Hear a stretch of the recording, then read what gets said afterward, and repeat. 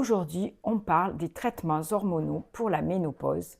On entend tout et son contraire depuis 20 ans, alors on clarifie ici. La ménopause, c'est quoi?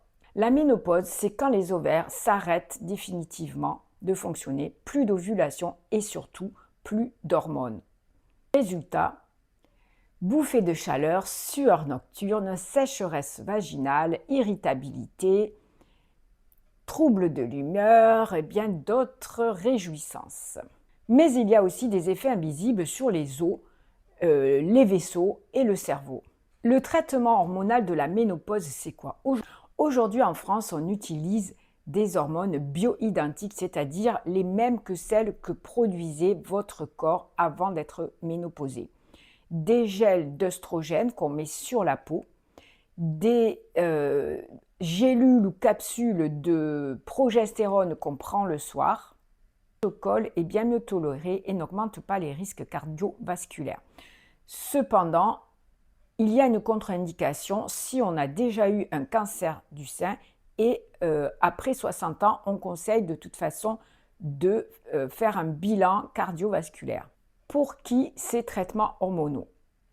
Ils sont bénéfiques et recommandés si tu veux protéger ton cerveau, tes vaisseaux, si tu as des risques d'ostéoporose, de fragilité de tes os, si tu as des symptômes très handicapants et si tu veux améliorer ta qualité de vie pendant cette transition. Les traitements hormonaux ne sont pas pour tout le monde, ils sont pour celles qui en ont besoin et qui vont en tirer un bénéfice. Surtout, il est recommandé et indispensable que ce soit personnalisé, d'aller voir votre gynécologue et d'en discuter avec lui ou avec elle. Bonne nouvelle, si tout va bien, tu n'es pas obligé de prendre un traitement hormonal. On peut très bien accompagner la ménopause de façon naturelle avec des stratégies naturelles. Moi, c'est ce que j'ai fait personnellement. Je ne supporte pas les hormones, les traitements, tout ce qui est caché, etc.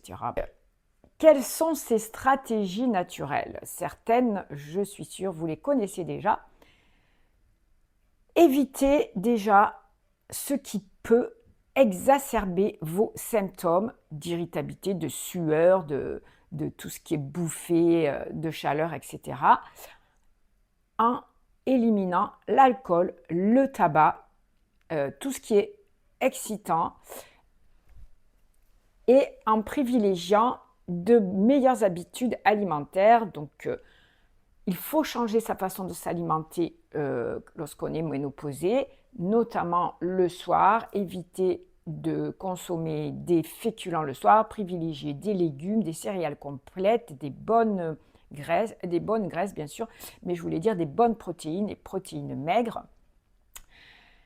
Et ensuite, bien sûr, faire de l'activité physique comme la gym douce, la relaxation, la méditation, le yoga, qui vont favoriser le circuit veineux, qui vont aussi détendre, permettre de calmer cette irritabilité et ensuite aussi permettre un meilleur sommeil, même la marche, le yoga, tout ça. Boire suffisamment d'eau, éviter les épices trop fortes, tout ce qui est excitant car ça va accentuer vos bouffées de chaleur, vos sueurs nocturnes.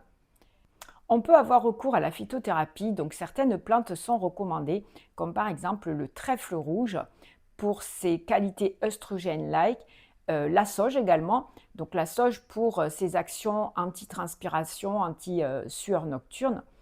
Bien sûr, il est recommandé de voir un avis d'un professionnel de santé, de voir quels sont les effets secondaires et vous pouvez tester certains complexes.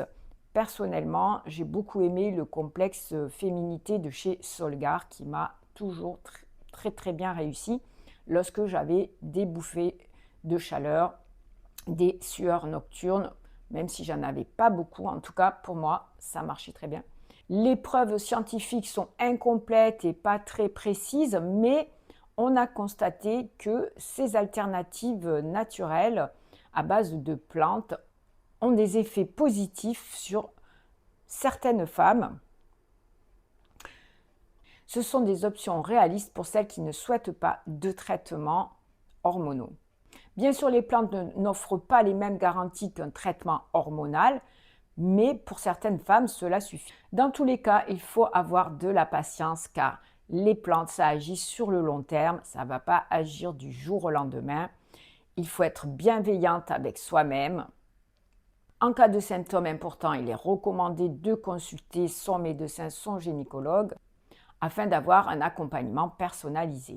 Il n'y a pas de remède miracle, mais des pistes personnalisées qu'il faut adapter à chacune.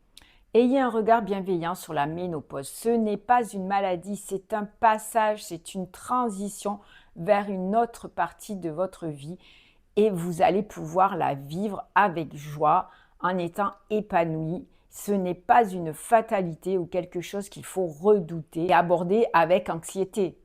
L'idée est d'accompagner son corps avec écoute, bienveillance et de façon holistique. Voilà, si cette vidéo vous a plu, surtout mettez un like. Si vous avez des questions, posez-les en commentaire. Surtout, prenez bien soin de vous et je vous retrouve très vite pour une prochaine vidéo avec un sujet différent. Vous pouvez aussi vous abonner à ma chaîne si cette vidéo vous a été utile.